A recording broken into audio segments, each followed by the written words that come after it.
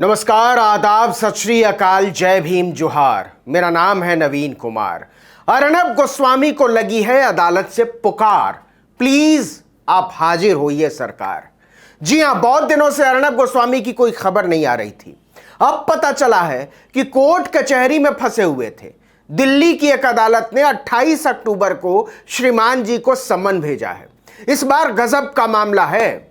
गलत खबर चलाने के एवज में मुकदमा करने वाले ने अर्नब गोस्वामी से केवल 33,333 रुपए की मांग की है। जी हां, इतनी मामूली सी रकम। तो अर्नब गोस्वामी इसे भर के आराम से छूट क्यों नहीं जाते लफड़े से? इससे ज्यादा तो वकील एक पेशी का ले लेगा। इस 33,333 रुपए का लफड़ा बहुत कमाल का है। आगे इस पर से पर्दा हटाएंगे।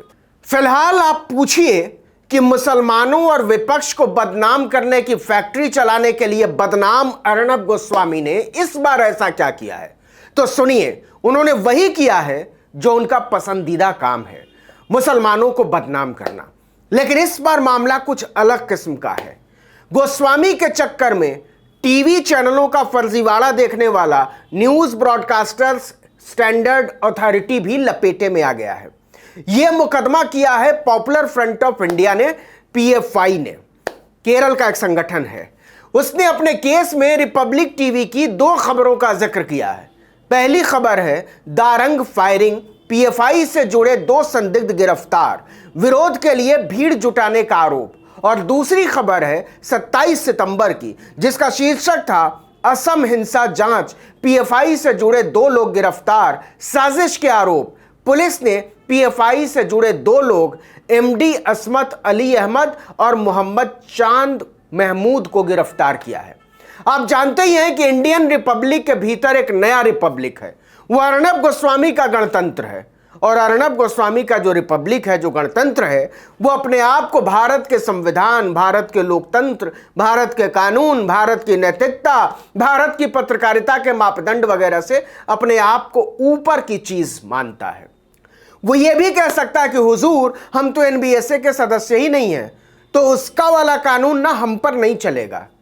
खैर, पीएफआई ने जब अपने दो अधिकारियों की गिरफ्तारी की खबर रिपब्लिक टीवी पर चलते देखी तो बिगड़ गया। उसने अर्नब के चैनल को कहा माफी मांगो। नहीं मांगी तो एनबीएसए चला गया, लेकिन वहां भी कोई सुनवाई नहीं। इसके बाद पीएफआई ने कोर्ट का रास्ता पकड़ा कि मिलॉर्ड, अर्नब के चैनल ने लोगों को भड़काने के इरादे से और बदनाम करके छवि के लिए पूर्वाग्रह पैदा करने के इरादे से संगठन के खिलाफ झूठे और तुच्छ आरोप लगाए। पीएफआई ने दावा किया है कि उक्त रिपोर्टें निराधार हैं और बिना किसी सबूत के सही तथ्यों की पुष्टि किए बिना चलाई गई हैं। उसने यह भी साफ किया है कि समाचार प्रसारण में जिन दो लोगों का उल्लेख किया गया है वो किसी भी तरह से पीएफआई के सदस्य नहीं है। इस बारे में हमसे मालूमात हासिल किए बिना ही खबर चला दी गई। मतलब अर्नब गोस्वामी ने पुलिस के एजेंट की तरह काम किया। यह हमें बदनाम करने की साजिश का हिस्सा है।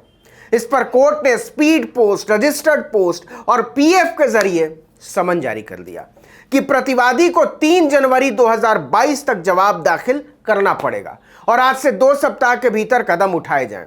पीएफआई ने कोर्ट में फाइल की गई अपनी याचिका में लिखा है कि यह इंगित किया जाता है कि आपके टीवी न्यूज चैनल के साथ साथ वेबसाइट में उपरोक्त समाचार स्पष्ट रूप से प्रतिवादी नंबर 1 से 3 के दुर्भावनापूर्ण इरादे को दर्शाता है कि वादी को अवैध कृत्य करने और अवैध कृत्य में फंडिंग करने के रूप में पेश किया गया है।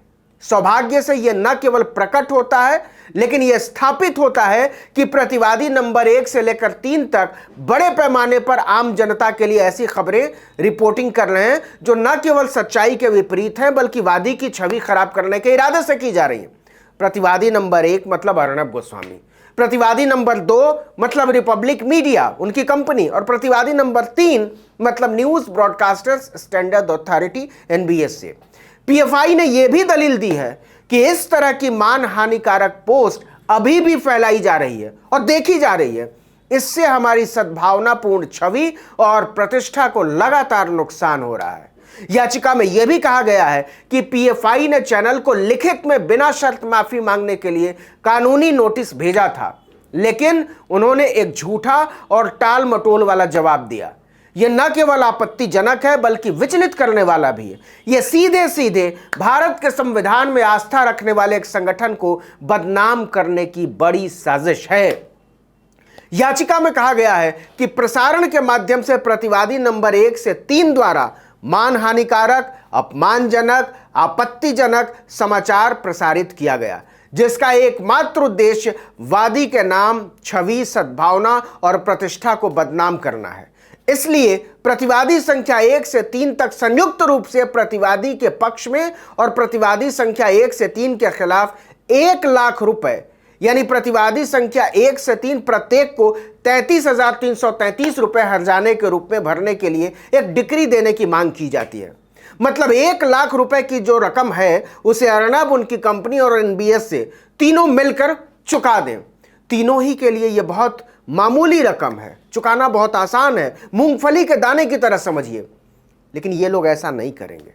इसलिए नहीं करेंगे कि जैसे ही इनमें से कोई भी अपना हिस्सा यानी 33,333 रुपया चुकाएगा, यह बात अपने आप साबित हो जाएगी कि आपने पीएफआई को बदनाम करने की साजिश रची थी। और यह भी साबित हो जाएगा कि एनबीएसए का कोई मतलब नहीं है, वो चैनलों के फर्जीवाड़े पर अंकुश नहीं रख पा रहा, लगाम कसने में नाकाम हो गया है। ऐसा तीनों ही पक्ष नहीं चाहेंगे, इसलिए समन जारी किया गया है। पीएफआई ने अपनी याचिका में यह भी मांग की है कि रिपब्लिक टीवी को ऐसी फर्जी खबरों के प्रसारण से हमेशा के लिए रोका जाए। चैनल पर इस तरह की किसी भी खबर को प्रकाशित या प्रसारित करके पीएफआई को और बदनाम करने या बदनाम करने की कोशिश करने पर पाबंदी लगे। याचिका में कहा गया है कि वादी के पक्ष में और प्रतिवादियों के खिलाफ अनिवार्य निषेधाज्ञा का एक डिक्री पारित करें, जिससे अर्नब, उनकी कंपनी और एनबीएसए को वेबसाइट www.republicworld.com और रिपब्लिक वर्ल्ड नाम के यूट्यूब चैनल से मानहानिकारक, अपमानजनक, आपत्तिजनक पोस्ट, टेलीकास्ट, समाचार को हटाने का निर्देश दिया जाए। याचिका में यह भी कहा गया है कि एनबीएसए को संहिता के उल्लंघन के लिए उचित कार्रवाई करने का निर्देश दिया जाए। अब इस मामले पर 3 जनवरी को विचार किया जाएगा। अगली तारीख 3 जनवरी है।